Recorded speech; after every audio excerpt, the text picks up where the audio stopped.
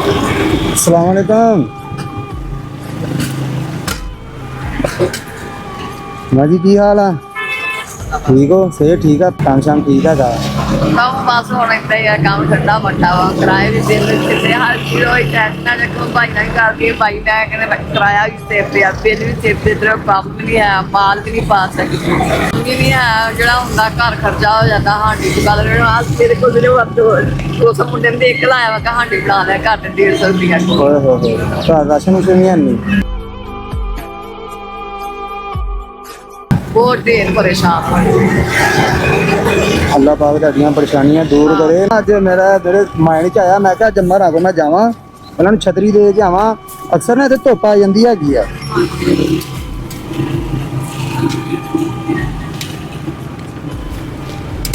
ਸਾਨੂੰ ਇੱਥੇ ਨਾ ਇੱਕ ਸਰਾਖ ਕਰ ਲਓ ਉਹਦੇ ਵਿੱਚ ਲਿਆ ਕੇ ਇੰਜ ਕਰਕੇ ਰੱਖ ਦੀ। ਠੀਕ ਆ ਨਾ ਕੂਲਰ ਹੈਗਾ ਇਹਦੇ ਚ ਬਰਫ਼ ਪਾਓ ਤੇ ਠੰਡਾ ਪਾਣੀ ਪੀਆ ਕਰਨਾ। ਠੀਕ ਆ ਇਹ ਨਾਲ ਗਲਾਸ ਵੀ ਹੈਗਾ। ਠੀਕ ਆ ਮਾਜੀ ਅੱਲਾਹ ਪਾਕ ਤੁਹਾਡੀਆਂ ਪਰੇਸ਼ਾਨੀਆਂ ਦੂਰ ਕਰੇ।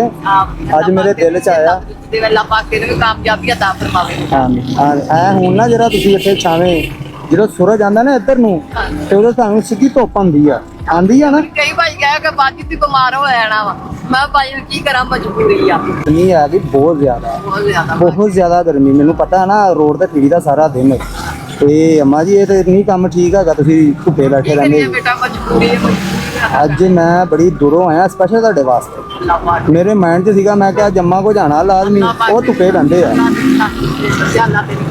ਇਹਦੇ 'ਚ ਸੁਬਾਹ ਨੂੰ ਪਾਣੀ ਭਰ ਲਿਆ बर्फ पाली सारा दिन अपना इस्तेमाल किया। ठीक है अम्मा परेशान नहीं होना हैगा। अल्लाह पाक ने रिज़्क का वादा किया वा तो किसी ना किसी तरीके ना मिल ही जाना हैगा। कोई पैसे है ने तुहाडे किसी काम आउणगे कोई राशन रूशन